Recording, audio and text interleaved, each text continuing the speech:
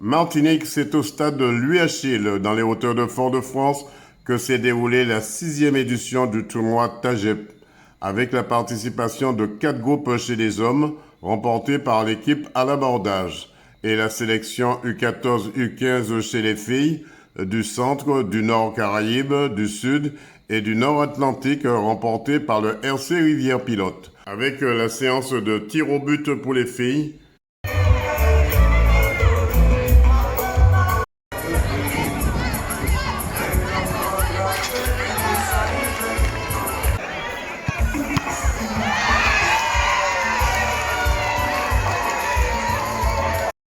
Vérifier s'ils ne sont pas dans vos yeux, voilà.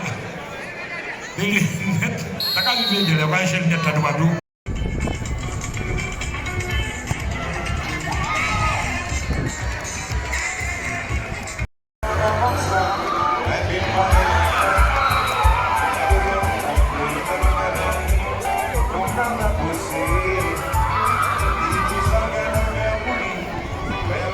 Daniel Diaz.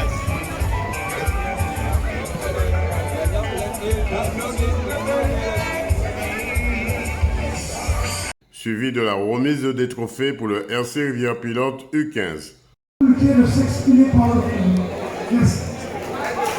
Merci Victor.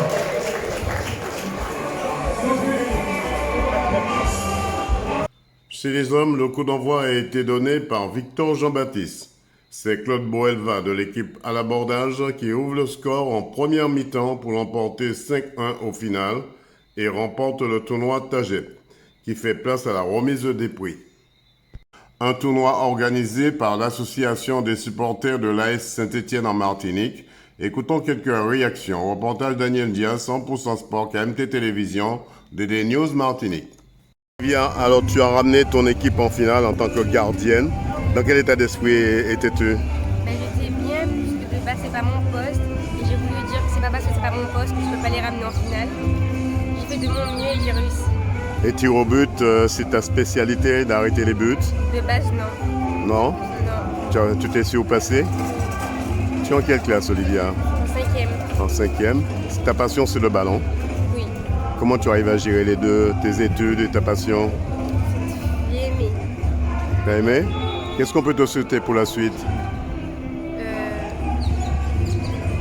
De la continuation, la santé. C'était bien de participer à ce tournoi. Oui, c'était bien. 100% Sport te remercie. Comment s'est passée cette manifestation? Mais très très bien, vraiment, comme chaque année, je prends plaisir à y participer avec l'équipe féminine. Je remercie encore l'association TAGEP avec José et donc pour cette mise à l'honneur. Vraiment, le premier, ça fait date, comme on dit. Il a tapé un gros coup. Comment? Il a tapé un gros coup, non? Oui, tout à fait, tout à fait. Vraiment, c'est une équipe qui sait mettre à l'honneur certaines personnalités, mais méritantes de la vie martiniquaise, tout simplement, sportive, culturelle et autres. Vraiment, c'est une très belle manifestation qui doit perdurer. En tout cas, encore, je réitère mes remerciements parce que l'organisation a été au top comme d'habitude. Comment se porte le club de Rivière Pilote féminine? Eh bien, l'équipe du RC Rivière Pilote féminin se porte bien. Bon, la saison commence, donc on verra, comme on dit, plus dur et il faudra pouvoir... tenir la distance. Voilà, donc je dirais donc il faudra justement pouvoir conserver ce palmarès, sinon la croître, puisque le Racing est champion et détenteur de la Coupe de Martinique. Donc, mais il y aura ce sera très très compliqué parce qu'il y a de belles équipes comme le club franciscain qui s'est bien renforcé. Il y a l'Assaut de Saint-Pierre, l'Avenue FC, le RC Saint-Joseph, l'Émulation. Donc, ce sera serré. Donc, on aura du beau football féminin en perspective. 100% Sport vous remercie. C'est moi. Alors, à l'abordage, vous gagnez cette fois-ci cette édition. Oui. Dans quel état d'esprit étiez-vous? Alors, déjà, l'état d'esprit était bon parce qu'on aime dire ce tournoi parce que ça se passe super bien. Et on connaît déjà un peu les équipes qui reviennent chaque année. Et non seulement ils reviennent chaque année, c'est que dans l'esprit du jeu, c'est une convivialité, en fait c'est la famille. Donc c'est pour remémorer un petit peu les anciens qui ont joué avant nous. Et là, cette année, ça a été super sympa. Et on remercie monsieur, je ne sais plus son prénom, Nous aidons déjà, Monsieur Rudin, qui nous a le invités, président. qui nous invite à chaque année. Et à chaque année, on ne sait pas comment ça se passe, mais on gagne ce tournoi. Et il paraît que c'était que des personnes du Lorrain. Vous pouvez confirmer, non? Une dame qui a dit ça. Une dame. Je pense qu'elle travaille aussi au service natalice de la mairie. Qui sait, mais en tout cas... On a vu que la qualité du jeu de l'abordage n'était pas tout à fait celle de votre adversaire. Comment vous avez pu dominer, puisque dès la première mi-temps, vous avez mené 3-0 déjà. Tout à fait. Et je pense qu'il était un peu fatigué. C'est vrai qu'il a fait très chaud. Et nous, on a aussi Ça n'explique pas qu'ils sont restés à la traîne. Non, mais on a une équipe quand même qui est quand même soudée. Chaque année, on se retrouve les mêmes qui sont là. Quand vous voyez ce que vous avez vu aujourd'hui, sont encore là chaque année. Et on est soudés. Et on connaît aussi notre technique de jeu. Et on sait où on va. Et on veut toujours gagner cet événement. Claude Boelva qui ouvre le score 2 fois en première mi-temps. Le premier but réalisé par Claude Boelva, le deuxième but Mais il également. ne faut pas oublier qu'aussi, ce sont des joueurs quand même qui ont joué très jeunes dans certaines équipes de la Martinique et qui commémorent un petit peu les anciens. En plus, ce sont des éducateurs, des Tout entraîneurs. à fait, un peu dans les communes de la Martinique. 100% Sport vous remercie. Merci. Pour cette manifestation aujourd'hui, cette 6e édition. Alors, ce qu'il faut retenir, c'est que c'était une très très belle édition. Nous avons eu un parterre de personnes que nous avons bien voulu mettre à l'honneur, qui était exceptionnel.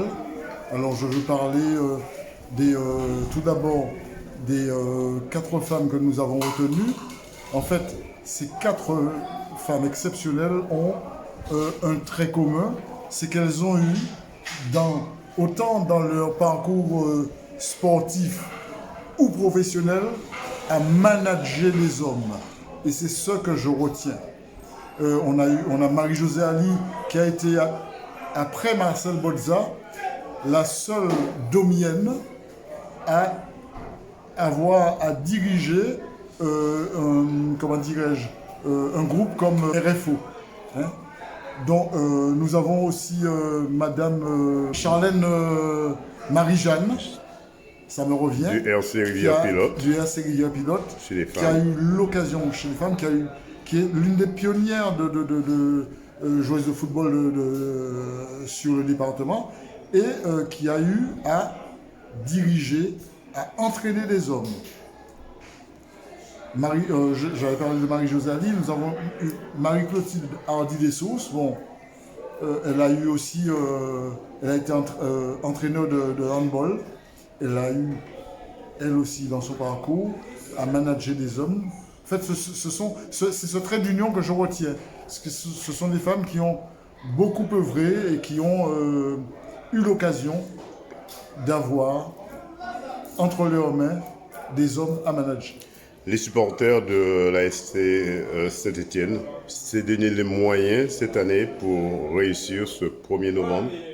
Oui, comme tous les ans, on essaye de faire mieux que l'édition précédente.